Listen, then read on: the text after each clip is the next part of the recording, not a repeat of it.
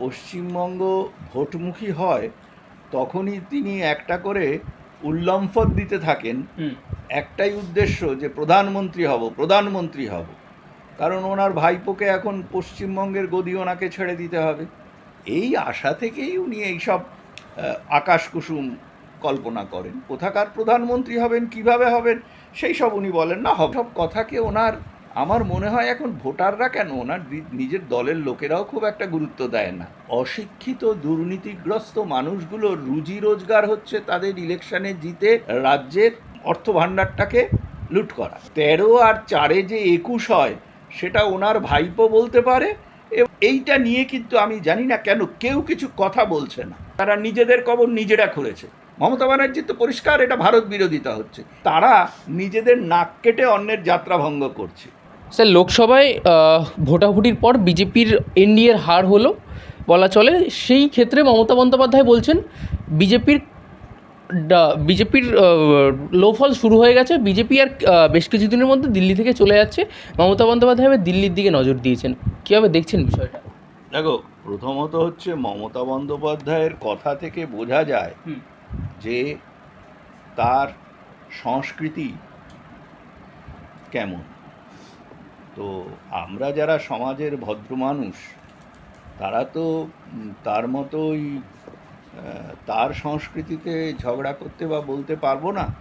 তবে একটা জিনিস, মমতা ব্যানার্জি যখনই পশ্চিমবঙ্গ ভোটমুখী হয় তখনই তিনি একটা করে উল্লম্ফন দিতে থাকেন। একটাই উদ্দেশ্য যে প্রধানমন্ত্রী হব, প্রধানমন্ত্রী হব। কারণ ওনার ভাইপোকে এখন পশ্চিমবঙ্গের গদি ওনাকে ছেড়ে দিতে হবে।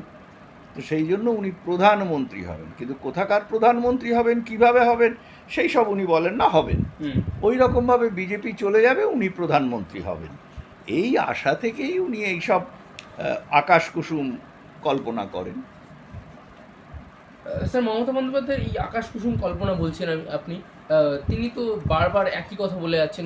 যে কোনো সভায় তিনি যাচ্ছেন, তিনি বলছেন এই 26শে বিজেপির দিল্লি থেকে নেমে যাওয়ার সময়। দেখো, এটা কিন্তু উনি মানসিক বিকারগ্রস্ত রুগী। তো ওনার রোগটাকে বলা হয় মেগালোম্যানিয়া। এই মেগালোম্যানিয়ায় নিজেকে খুব লার্জার দ্যান লাইফ দেখায়। তুমি বিভিন্ন রকম মেন্টাল অ্যাসাইলাম, যাকে ওনার ভাষায় বলে পাগলাগারদ, সেখানকার রোগীদের মধ্যেও এই জিনিসটা থাকে। হ্যাঁ, অনেকেই নিজেকে অনেক কিছুর সঙ্গে তুলনা করেন বা তাদের ওপরে তুলনা করেন, ইত্যাদি ইত্যাদি। কাজেই উনি প্রতিবারই একই কথা বলেন। কিন্তু হ্যাঁ, ব্যাপারটা কি, উনি তো ন যজৌ ন তস্থৌ। তো কাজেই এইসব কথাকে ওনার, আমার মনে হয় এখন ভোটাররা কেন, ওনার নিজের দলের লোকেরাও খুব একটা গুরুত্ব দেয় না। কিন্তু স্যার, কোথাও গিয়ে কি মমতা বন্দ্যোপাধ্যায় জনগণকে ভুল বোঝাচ্ছে এই বিষয়টা নিয়ে? পুরোটাই ভুল বোঝাচ্ছেন। শুধু মমতা ব্যানার্জি নয়, আরও অনেক বিরোধী নেতাই করছেন। এবং তারা, প্রথমে বলি তোমাকে একটা একটা করে ভুলটা কোথায়। মমতা ব্যানার্জি এই যে চেঁচামেচি করছেন, আসলে একটা বাঞ্চ অফ অশিক্ষিত কারাপ্ট পিপল। এইসব অশিক্ষিত দুর্নীতিগ্রস্ত মানুষগুলোর রুজি রোজগার হচ্ছে তাদের ইলেকশনে জিতে মানে প্রশাসন এবং রাজ্যের এই অর্থ ভাণ্ডারটাকে লুট করা, এবং তার উপরেই তাদের জীবন জীবিকা নির্ভর করছে। কাজেই তারা তো নিজেদের জীবিকার স্বার্থে কোনো গণতান্ত্রিকতা বা কোনো সভ্যতার বালাই না রেখে যা যা করবেন তিনি এবং তার দলবল তাই করছেন। দেখো কতটা অশিক্ষিত।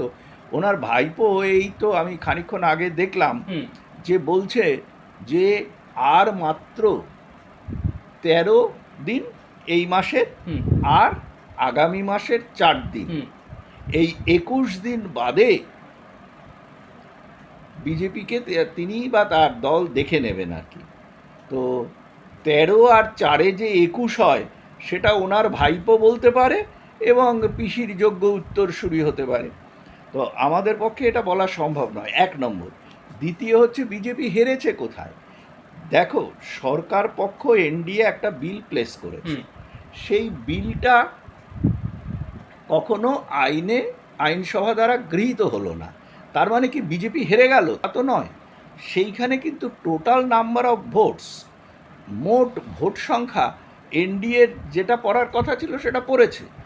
আর এই ইন্ডি জোটের পিন্ডি চটকানো বহু নেতা আছেন, আমি তোমাকে একটার পর একটা বলছি। এদের উদ্দেশ্য কিন্তু ছিল সেই পুরনো আমলের থেকে, যে ভারতের টুকরে হঙ্গে এই গ্যাংয়ের হুম মানে এই গ্যাংয়ের এজেন্ট হিসেবে কাজ করা। মমতা ব্যানার্জি পুরোটাই সে কাজ করছেন এখন। তো তাতে এই যে বিলটা ডিফিটেড হলো, তাতে কিন্তু বিজেপির হার হয়নি বা এনডিএর হার হয়নি বা এনডিএর ফল হচ্ছে না। সেটা সিম্পল মেজরিটিতে হয়, 2/3 মেজরিটির দরকার হয় না। যে হারটা হলো সেটা হচ্ছে ইন্ডি জোটের কিছু নেতা, তার মধ্যে প্রথমেই আছেন তেলেঙ্গানা এবং তামিলনাড়ুর নেতারা, এবং তারা নিজেদের নাক কেটে অন্যের যাত্রা ভঙ্গ করছে। কেন সেটা বলছি একের পর এক। প্রথমে বলা হলো যে এরা নাকি মহিলা বিরোধী। হুম হ্যাঁ, তো যাই হোক, মহিলাদের যে 1/3 মানে 1/3 রিজার্ভেশন যেটা বলা হয়েছে, অ্যাকচুয়ালি তুমি যদি হিসেব করে দেখো, ভারতবর্ষে অলমোস্ট 1:1 হচ্ছে মানে পুরুষ এবং নারীর সংখ্যা। তাতে 33% রিজার্ভেশন মোটেই বেশি নয়, বরঞ্চ একটু কমের দিকেই বলা যায়। এইটা নিয়ে মমতা ব্যানার্জির আপত্তিটা অন্য জায়গায়। মমতা ব্যানার্জি কখনোই এমনভাবে মহিলাদের তুলবে না যাতে ভবিষ্যতে তার এই রাজনৈতিকভাবে অপদার্থ এবং রনপা ব্যবহার করে নিজের রাজনৈতিক উচ্চতাকে বাড়িয়ে রাখা ভাইপোর দিকে কোনো চ্যালেঞ্জ আসে। উনি অনেক দূরদর্শী মানুষ। তোমাকে বলি, এই তেলেঙ্গানা তামিলনাড়ুর এইসব রাজনৈতিক নেতারা যারা তোমার মানে এই ইন্ডি জোটের পিন্ডি চটকানো নেত্রী, যিনি প্রধানমন্ত্রী হওয়ার খোয়াব দেখছেন, তার কথায় নেচেছিল।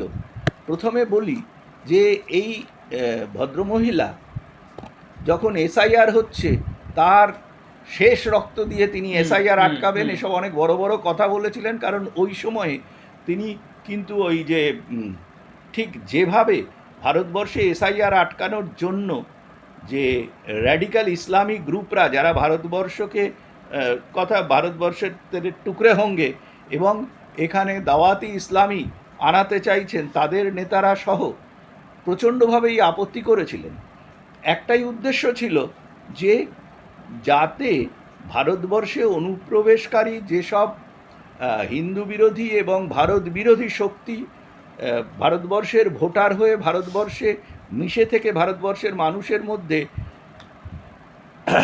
ভারতের ক্ষতি করতে পারে, হিন্দুদের ক্ষতি করতে পারে, তাদেরকে মদত দেওয়া। তো সেটা তো ওইভাবে বলতে পারে না, কাজে এসআইআর বন্ধ করবে। পরবর্তীকালে দেখা গেল এসআইআর একটি চলমান প্রক্রিয়া এবং বহুবার হয়েছে, এটা আটকাতে পারলেন না। তিনি তখন সুপ্রিম কোর্টে গেলেন এবং পশ্চিমবঙ্গের ওনার যে প্রেস্টিটিউটস আছে, সেই প্রেস্টিটিউটসরা আপ্রাণ চেষ্টা করে গেল মিথ্যাচার করে যে উনি কত বড় ফাইটার, এসআইআরে কি করেছেন। এখনও কিন্তু সম্পূর্ণ হেরে গিয়ে উনি সেই মিথ্যাচার করে চলেন। এবং শুধু তাই নয়, উনি বাইরে একটা কালো কোট পরে ছবি দিয়ে বলছেন আমি সুপ্রিম কোর্টে গিয়ে সওয়াল করেছি। তোমাকে আমি আসল কথাটাই বলি, যেটা কেউ বলছে না, যে এতে কিন্তু বিজেপি তারা যেখান থেকে বেশি সিট পায় সেসব জায়গাগুলোর কিন্তু খুব একটা ক্ষতি হয়নি। ক্ষতিটা হলো মানে দক্ষিণ ভারতে। কেন বলছি, যে দেখো এই বিলে মহিলা সংরক্ষণ বিলটা তো একা ছিল না, এর সঙ্গে জুড়ে যেটা ছিল সেটা হচ্ছে এই যে তোমার সীমানা কোনো মানে অ্যাসেম্বলি কনস্টিটিউয়েন্সিগুলোর সীমানা পুনর্বিন্যাস, এটাও কিন্তু একটা চলমান প্রক্রিয়া। এবং ধরো এখন যদি আমরা পুনর্বিন্যাস করি, তাহলে এখন যে পুনর্বিন্যাসের ওপরে বেস করেই তো তোমার ভবিষ্যতের রিজার্ভেশন, সে শুধু মহিলা রিজার্ভেশন নয়, বা ভারতবর্ষে অন্যান্য যেসব রিজার্ভেশন আছে, এসসি এসটি ইত্যাদি, ওবিসি, সেইগুলো কিন্তু অ্যাপ্লাইড হচ্ছে। কিন্তু আমরা 2011 সালে যে অবস্থা ছিল, তখনকার জনবিন্যাসের ওপর ভিত্তি করে আমরা কিন্তু করতে পারি না। এবং ভারতবর্ষের দেখো গণতন্ত্রকে রক্ষা করতে গেলে গণতন্ত্রের রক্ষার জন্য অনেকগুলো শর্ত থাকে। যেমন একটা পূর্ব শর্তই হচ্ছে যে ভারতবর্ষের ভোটারদের হোমোজিনিয়াসলি ডিস্ট্রিবিউট করা, তাদের ভোটিং এরিয়াতে এবং অ্যাসেম্বলিগুলোতে মোরাললেস কাছাকাছি একটা লিমিটের মধ্যে ভোটার সংখ্যা থাকবে। তোমাকে আমি ভারতবর্ষের সবচেয়ে বড় 4টে যে অ্যাসেম্বলি কনস্টিটিউয়েন্সি, সেই জায়গাগুলো, তাদের নাম, তাদের প্রদেশ এবং কীরকম অ্যাপ্রক্সিমেটলি কীরকম ভোটার আছে বলছি। 1 নম্বরে আছে সেলিলিঙ্গমপল্লী, তেলেঙ্গানার। সেখানে ভোটার মানে রেজিস্টার্ড ভোটার সংখ্যা এই মুহূর্তে আছে 6.98 লাখসের ওপর, প্রায় 7 লক্ষ ভোটার। সেকেন্ড পজিশনে আছে সজিঙ্গানাল্লুর, তামিলনাড়ুতে। সেখানে 6.94 লাখস, মানে এটাও প্রায় 7 লক্ষের কাছাকাছি। থার্ড পজিশনে আছে কুথাবুল্লাপুর, তেলেঙ্গানার। সেখানে আছে 6,70,000 মতো ভোটার। ফোর্থ পজিশনে আছে মেডিচাল, তেলেঙ্গানার।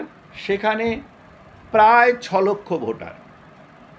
এবার তুমি ভেবে দেখো, এই অ্যাসেম্বলি কনস্টিটিউয়েন্সিগুলো পুনর্বিন্যাসের ফলে এখানে অ্যাসেম্বলির সংখ্যা বেড়ে যাবে যখন বাড়বে, এবং ডিস্ট্রিবিউশনটা কীরকম অড থাকছে, যেটাকে ঠিক করার কথা বলা হচ্ছিল।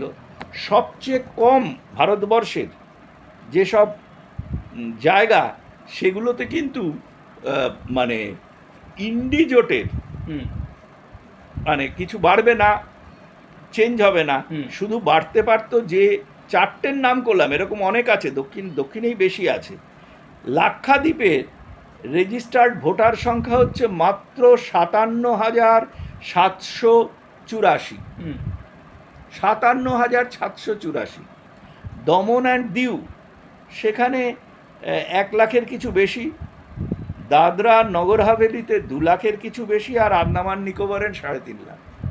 এইবারে তুমি যদি হিসেব করে দেখো যে এই জায়গাগুলোতে যদি মানে যেগুলো বেশি বেশি ভোটার আছে তাদের যদি সংখ্যাটা বাড়ে, তাহলে তো ইন্ডি জোটেরই অধীনে যেসব রাজ্যগুলো আছে সেই রাজ্যগুলোর সংখ্যা বাড়তো। কিন্তু মমতা ব্যানার্জির ভয় আছে। মমতা ব্যানার্জির ভয় আছে কি, তিনি এই সব জায়গায় বেশ কিছু তথাকথিত অবৈধ ভোটারকে রেখে বিভিন্ন জায়গায় একটা কংগ্লোমারেট তৈরি করেছেন। আমি নাম করে বলছি না, অত ডিটেলস বলারও সময় নেই, ফিগার সবার কাছেই আছে, দেখে নিতে পারেন, আমার কাছেও আছে। তো ওনার যে বিদেশের যারা ভারতীয় ইন্টারেস্টের, ভারতীয় সংবিধানের, ভারতীয় সংহতির পরিপন্থী কাজ করে, উনি তাদের কথায় নাচানাচি করছেন এবং ভারতবর্ষের ক্ষতি করার চেষ্টা করছেন। এটা কোনো প্রধানমন্ত্রী বা কোনো একজন ব্যক্তি বিশেষ বা অন্য কিছুর দিকে নজর নয়। তিনি যে প্রধানমন্ত্রীর কুর্সির দিকে কায়দা করে হাত বাড়িয়ে যেসব কাজ করছেন, সেটা কিন্তু ভারতের বিরুদ্ধাচরণ করা হচ্ছে। এবং সংবিধানে দেখো, এটা কিন্তু কেউ বলছে না। তামিলনাড়ু ভোট দিয়েছে, তেলেঙ্গানা মেজরিটি ভোট দিয়েছে ওই ইন্ডিজোটের পক্ষে। তারা নিজেদের কবর নিজেরা খুলেছে। তারা কি জানে যে যদি এই পুনর্বিন্যাস হয়, হ্যাঁ, তো মানে আমাদের জনবিন্যাসের একটা হোমোজেনাইটির অনুযায়ী যদি আমাদের অ্যাসেম্বলি কনস্টিটিউয়েন্সি ভাগ হয়, সেটা তো মোর সায়েন্টিফিক। এবং এইটাও কিন্তু পিরিয়ডিক্যালি হয়ে আসছে। এটাও কিন্তু মমতা ব্যানার্জি, তার বাপ ঠাকুরদা, বিদেশি বাপ ঠাকুরদা, তারা কিন্তু কেউ বন্ধ করতে পারবে না। এটা সম্ভব নয়। এটা ভারতীয় সংবিধান স্বীকৃত।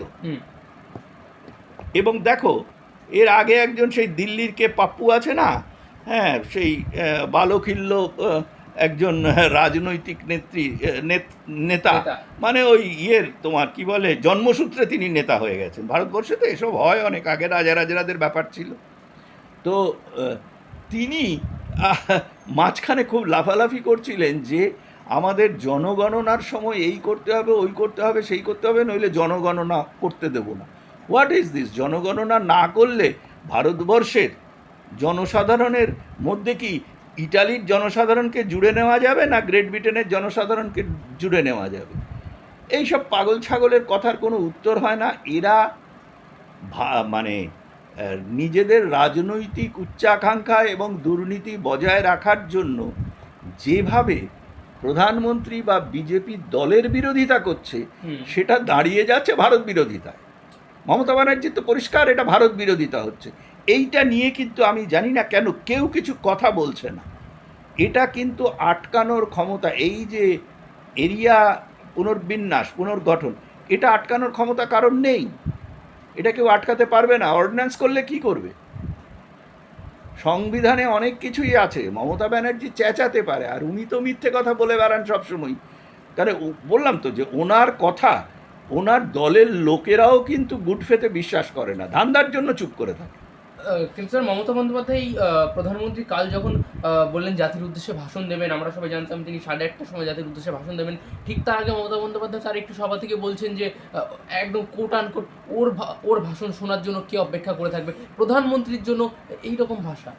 আসলে মমতা ব্যানার্জি নিজের বাইরে কিছু দেখছেন না, আর নিজেকে তিনি সর্বশক্তিমান আল্লাহর সঙ্গে তুলনা করেন। মুখে বলতে পারেন না, তাহলে ওনার কাল্লা নাবিয়ে দেবে ওনার ভাইরা।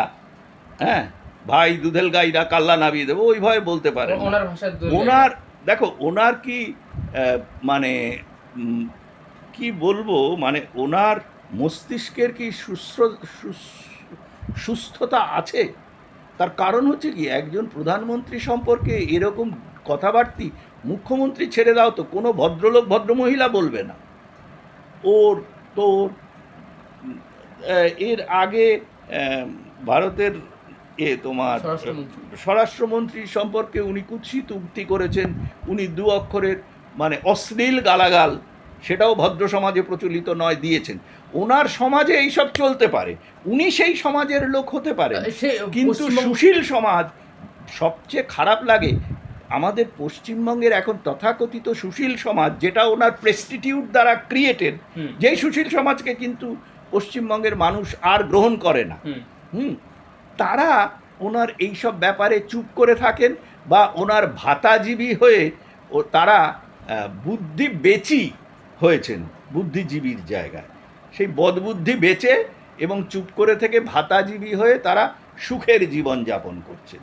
যার জন্য পশ্চিমবঙ্গের মানুষের আগের যে মেরুদণ্ডের কথা বলা হতো, সেই মেরুদণ্ডগুলো সমস্ত হারিয়ে গেছে। এখন তো এরা সব মেরুদণ্ডহীন। কাজেই তুমি প্রতিবাদটা করবে কোথায়? আর মমতা ব্যানার্জির এই ভাষা, এই কথাবার্তা, এই কালচার, হ্যাঁ, তুমি একটা ভদ্র লোককে বলো তো দেখি যে ও এইসব তৃণমূলীদের এখন যারা লাফালাফি করছে, যারা এইসব কথাবার্তা বলছে, তাদের ঘরে বৈবাহিক সূত্রে তাদের ঘরের মেয়ে আনবে নিজেদের বৌমা হিসেবে, বা নিজের ছেলেকে মানে তাদের সঙ্গে বিয়ে দেবে, হ্যাঁ, এইসব কোনো মেয়েকে বিয়ে দেবে, এগুলো কোনোটাই এরা করবে না। এটা একদম ধান্দাবাজির অ্যাক্টিং চলছে, এবং অ্যাট দ্য কস্ট অফ পশ্চিমবঙ্গটি রসাতলে যাচ্ছে।